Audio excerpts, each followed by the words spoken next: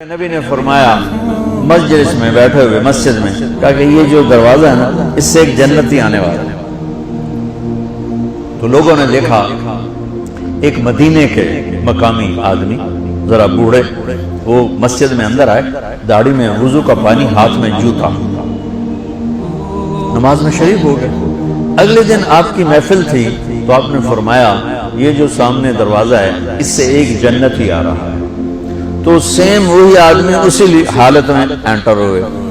اگلے دن ہوا تو آپ نے کہا اس دروازے سے جنتی آنے والا ہے، ٹھیک وہی آدمی اسی حالت میں انٹر۔ اس مجمع میں ایک صحابی بیٹھے ہیں، ان کا نام ہے عبداللہ بن عمر۔ یہ 1,24,000 صحابہ میں ان کی ایک سپیشلٹی ہے کہ یہ سب سے زیادہ عبادت کرتے ہیں، سب سے اتنی عبادت کسی نے نہیں کی۔ ساری رات نفل پڑھتے تھے، سارے دن کا روزہ رکھتے تھے اور دن رات میں ایک قرآن ختم کرتے تھے۔ کوئی ہمارے جیسا اول تو کر نہیں سکتا، کرے گا تو چوتھے دن پاگل ہو جائے گا، دماغ خشک ہو جائے گا۔ اور انہوں نے نبھا کے دکھایا، رات پوری تہجد، دن پورا روزہ، اور رات اور دن میں ایک ختم قرآن۔ اب ان کو خیال آیا کہ یہ بابا جی مجھ سے بھی زیادہ عبادت کرتے ہیں جو ان کو یوں ڈائریکٹ جنت کی بشارت ملی اور مجھے نہیں ملی، تو میں دیکھتا ہوں یہ کون سی عبادت کرتے ہیں۔ کیا یہ ساری رات سجدے میں پڑے رہتے ہیں، رکوع میں کھڑے رہتے ہیں، قیام میں کھڑے رہتے ہیں، کیا کرتے ہیں؟ تو ان کے پاس پہنچ گئے، چاچا کہ تھوڑا والد صاحب کی ناراضگی ہے، دور رہنا چاہتا ہوں، 2-3 دن ٹھہر جاؤں آپ کے پاس؟ ہاں ہاں ہاں بیٹا آ جاؤ آ جاؤ آ جاؤ۔ اب عشاء کی نماز کے فوراً بعد انہوں نے چادر اوپر لی اور چادر میں یوں سوراخ کیا اور یوں لیٹ کے دیکھنے لگے کہ اب یہ بزرگ کیا کرتے ہیں۔ بزرگ تشریف لائے، سرانے پہ سر رکھا، اللہم بسمک اموت و احیا، سونے کی دعا پڑھی اور تھوڑی دیر بعد خراٹے آتے ہیں۔ وہ بڑے حیران ہوئے، بھئی میرا تو خیال ہے یہ ساری رات سجدہ کرے گا تو رو رو مسلح تر کر دے گا، یہ تو خراٹے چون جانے نہ ہو جا رہے ہیں۔ اب وہ دیکھ رہے ہیں ابھی اٹھے گا ابھی اٹھے گا ابھی اٹھے گا، پھر انہوں نے کپڑا اتار دیا، ابھی سویا ہوا ہے۔ وہ فجر کی اذان پہ اٹھے اور ان کا دماغ چکر کھا گیا، بھئی اے کی بڑی تہجد دے 2 نفل بھی نہیں تو جنت دی بشارت 3 دن کٹھی۔ انہوں نے کہا کل دیکھوں گا، کل شاید کچھ اور کریں۔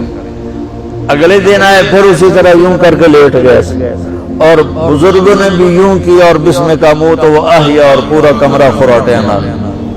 وہ پھر پریشانی کب اٹھے گا کب اٹھے گا، فجر کی اذان پہ اٹھے تو اور ان کی حیرت بڑھ گئی، کہنے والا سچا، اس کے بات کو تو چیلنج ہو نہیں سکتا، وہ محمد مصطفیٰ ہیں، لیکن یہ چکر کیا ہے، یہ جنت مل کیسے رہی ہے؟ چلو ایک رات اور صحیح۔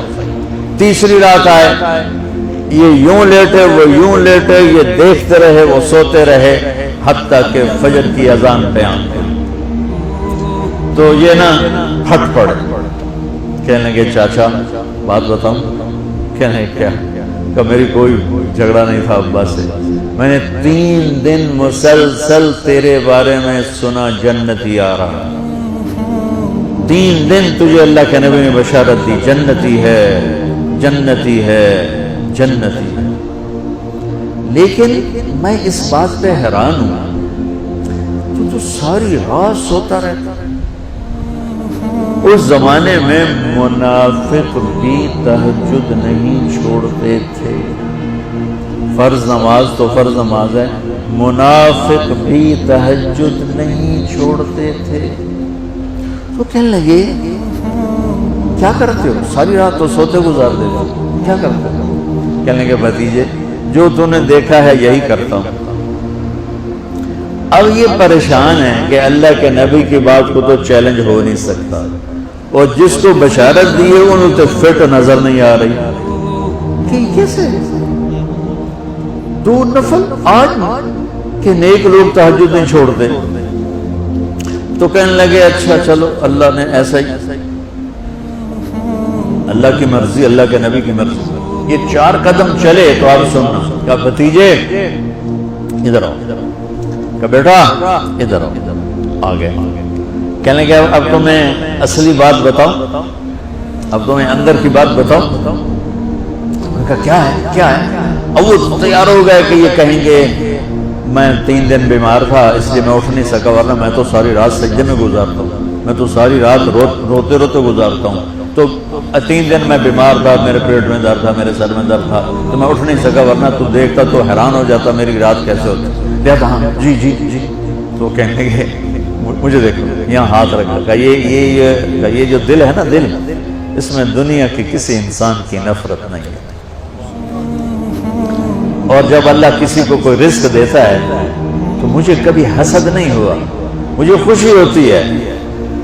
تو ان کی جو باڈی لینگویج تھی نا، حیرت میں ڈوب کے وہ کہتے ہیں ہاں بات ہے سمجھ آ گئی ہے، اسے انہوں نے ایسا نہیں کیا، وہ کہنے لگے ہاذا ہوا، اچھلے اپنی جگہ سے، ہاذا ہوا، یہ چاچا اب سمجھ میں آ گیا، سمجھ میں آ گیا، یہی ہے جو آپ کا سینہ اللہ نے پاک کر دیا ہے، اس پر آپ کو جنت ملی ہے۔ یہ صرف تہجد نفلات 100 کی نہیں لبدی، یہ جو آپ کا سینہ پاک ہے۔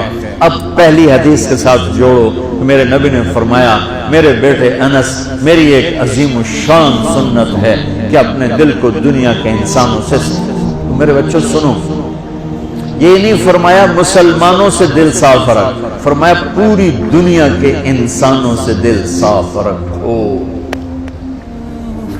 یہ بچیاں کر لیں، آپ کر لو، میں کر لوں، یہ تمہارے استاد کر لیں، کوئی کر لے، میرے رب کی قسم بڑے بڑے عبادت گزار ان کی پرواز کو نہیں پکڑ سکتے، بڑے بڑے سجدہ کرنے والے اور رکوع کرنے والے نفلی ان کی پرواز تک نہیں پہنچ سکتے۔ ایک اس وجہ سے کہ یہ عظیم الشان سنت ہے، ایک اس وجہ سے کہ اس کے کرنے والے بڑے تھوڑے ہیں، ایک اس وجہ سے کہ یہ مشکل بہت ہے کہ آدمی کو خود ذبح ہونا پڑتا ہے تب جا کر یہ چیز ہاتھ میں آتی ہے۔ ایسے نہیں ہے کہ تہجد کے لیے نیند قربان کر دی، ہم جماعت میں گئے 40 دن کے لیے تھوڑا روکا سوکا کھا لیا اور گھر کی جدائی برداشت کر لی، یہ پل پل کی موت ہے، پل پل کی عزت نفس پہ چھریاں ہیں، اور پھر یہ مسکرا کے چلتا ہے، یہ مقام اسے جبریل سے بھی اوپر لے جاتی ہے۔